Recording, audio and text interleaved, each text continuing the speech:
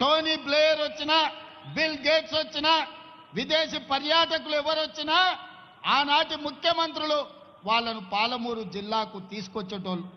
ఎందుకయ్యా అంటే మన పేదరికాన్ని చూపించడానికి, మన వెనుకబాటుతనాన్ని చూపించి, అయ్యా మేమందరం వెనుకబడ్డాం, పాలమూరు వాళ్ళు నిరక్షరాస్యతతో కొట్టుమిట్టాడుతున్నాడు, పాలమూరు జిల్లా ప్రజలు వలసలు పోతున్నారు, తినడానికి తిండి లేదు, కట్టుకోవడానికి బట్టలు లేవు, ఈ పేదరికాన్ని చూసి మాకేమైనా బిచ్చమయ్యా అని అడుక్కోవడానికి మనల్ని చూపించే వాళ్ళు.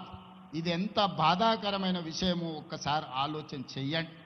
పేదరికాన్ని చూపించడానికి ప్రభుత్వం గ్రాంట్స్ అడగడానికి పాలమూరు జిల్లాను ఒకనాడు చూపించేది. ఇక ఏమాత్రం ఇది సహించరానిది. మన పేదరికం కాదు, మన అభివృద్ధిని చూపించాలి, మన చదువులను చూపించాలి, మన విజ్ఞానాన్ని చూపించాలి, మనం కట్టుకున్న ప్రాజెక్టులు చూపించాలి. మన ప్రాంతంలో ఐఐటీలో చదువుకున్న వాళ్ళు, ఐఐఎంలో చదువుకున్న వాళ్ళు, ఐఏఎస్ ఐపీఎస్లు అయిన వాళ్ళను పాలమూరు జిల్లా నుంచి ఈరోజు దేశానికే సేవలు అందిస్తుందని మన అభివృద్ధి చెందిన ప్రాంతంగా మనల్ని చూయించుకోవాలి. ఈ అవకాశం మళ్ళీ మళ్ళీ మనకు రాదు. వచ్చిన అవకాశాన్ని అందిపుచ్చుకోవాలి. ఈ మహబూబ్ నగర్ జిల్లాలో ఉన్న ప్రతి విద్యార్థులకు నేను చెప్తున్నా, క్రమశిక్షణతో చదువుకోండి, జీవితంలో పైకి రాండి. చదువు ఒక్కటే మన జీవితాన్ని, మన భవిష్యత్తును మారుస్తుంది. ఆ చదువులకు అవసరమైన నిధులు ఇచ్చే బాధ్యత నాది.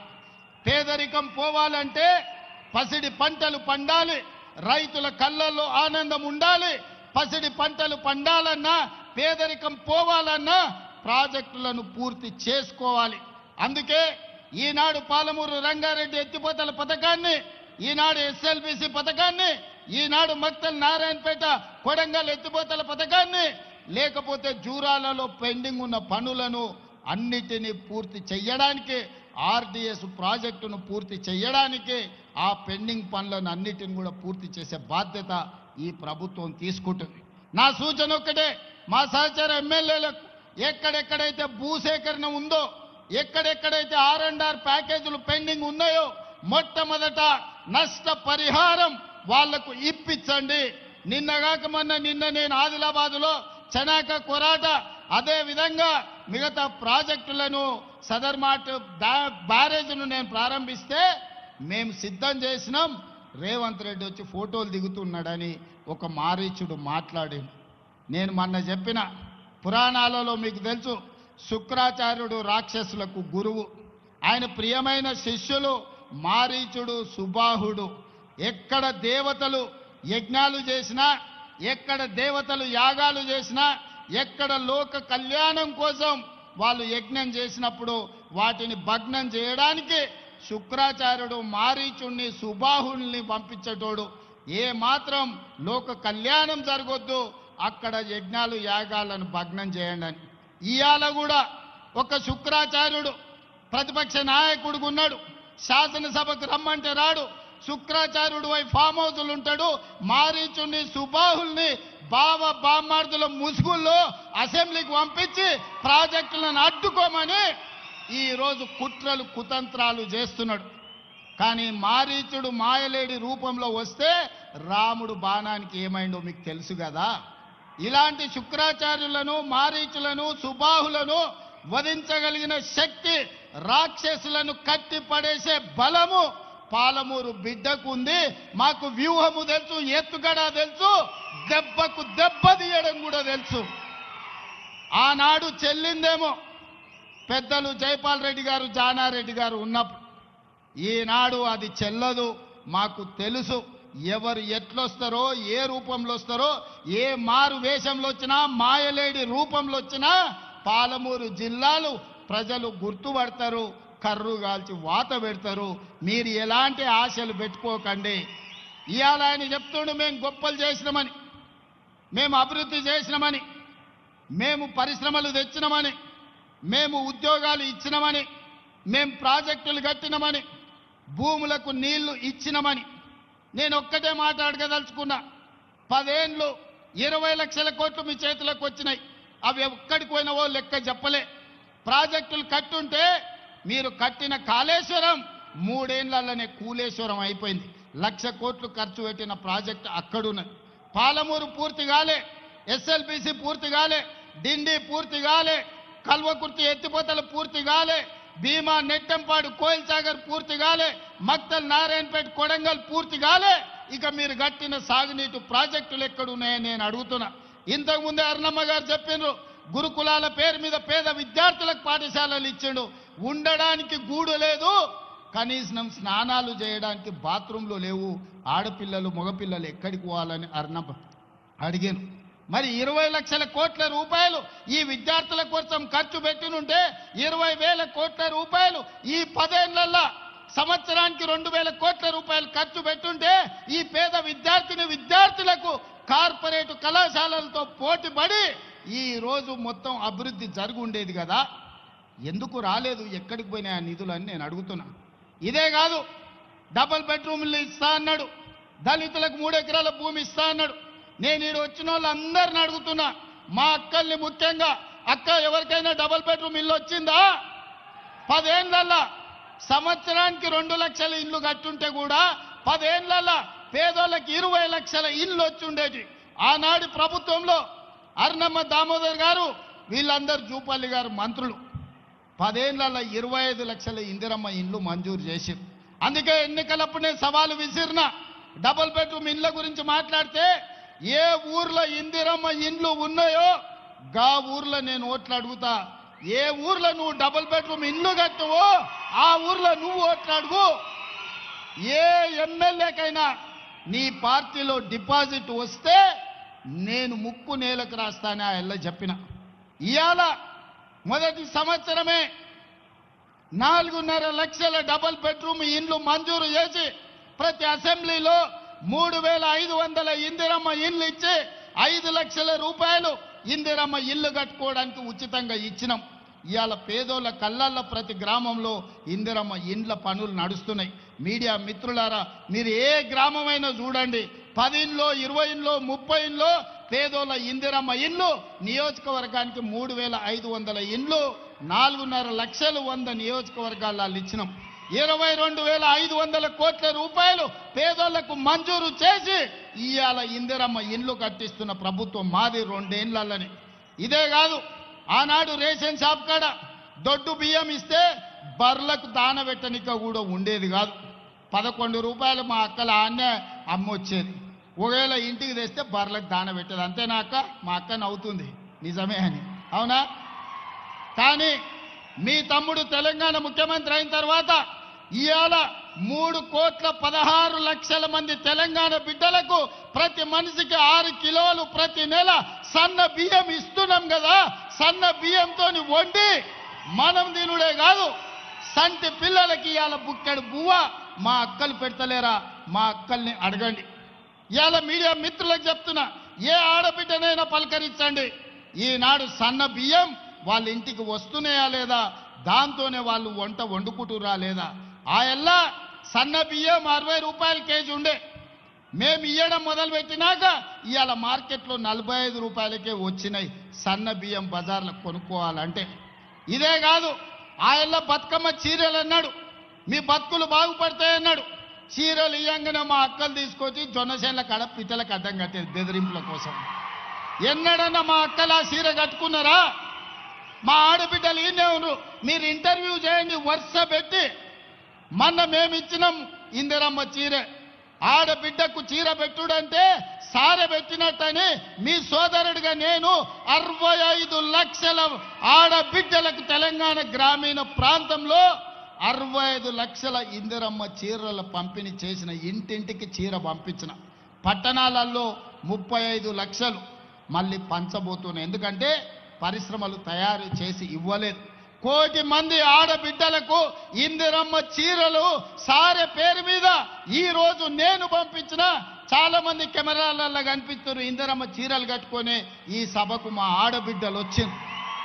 పండుగ పూట నాడు ఆడబిడ్డ సంతోషంగా కట్టుకునే చీర పుట్టింటి నుంచి పెట్టే చీర. అట్లాంటి చీరలలో కూడా సూరత్ నుంచి కిలోలలో కొనుక్కొచ్చి కమిషన్లు కొట్టేసిన నీతి జాతి నీది.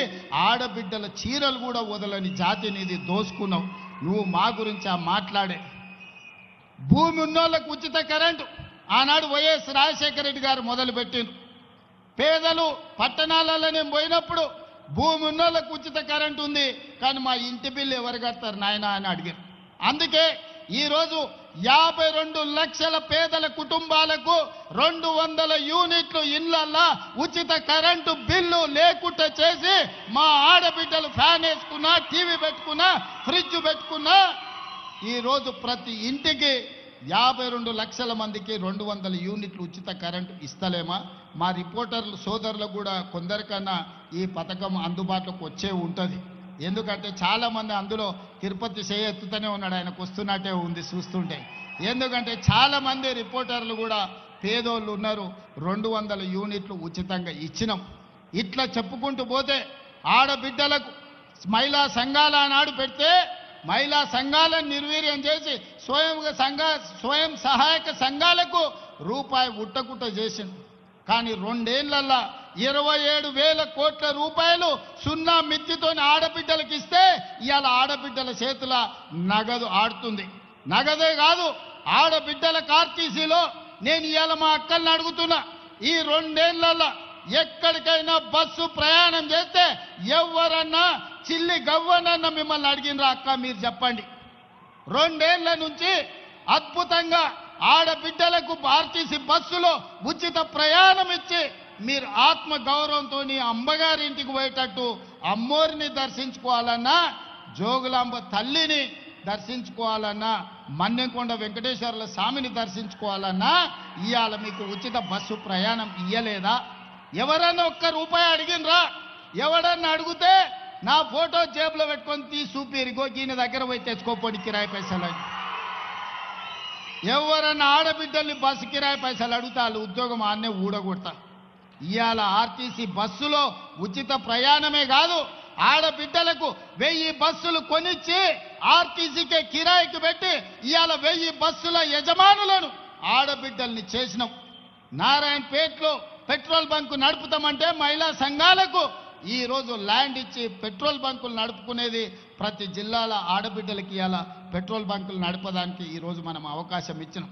ఒక్కొక్కటిగా విద్యార్థులు కావచ్చు, రైతులు కావచ్చు, మహిళలు కావచ్చు, నిరుద్యోగ యువకులు కావచ్చు, ఇలా ఒకటొకటిగా ఈ సమస్యల్ని పరిష్కరించుకుంటూ వస్తున్నాం. 2 ఏళ్ళు కూడా కాలేదు, శుక్రాచార్యుడు సుబావులు మారీచుడు ఇవాళ బయలుదేరు నువ్వు దిగిపో అని. ఏం మీ అయ్యా జాగిరా లేకపోతే మీ తాతలు ఇచ్చిన ఆస్తా? 4 కోట్ల తెలంగాణ ప్రజలు కష్టపడితే నమ్మకంతో విశ్వాసంతో ఆశీర్వదించి అక్కడ కూర్చోబెట్టిను. నీ తాతలు ఇచ్చిన ఆస్తి కాదు నువ్వు అడిగితే చెప్తే దిగిపోవడానికి. మాకు తెలుసు ఎట్లా ఉండాలనో, 10 ఏళ్ళు పరిపాలన ఎట్లా చెయ్యాలనో, ప్రజా సమస్యలను ఎట్లా పరిష్కరించాలనో మాకు తెలుసు.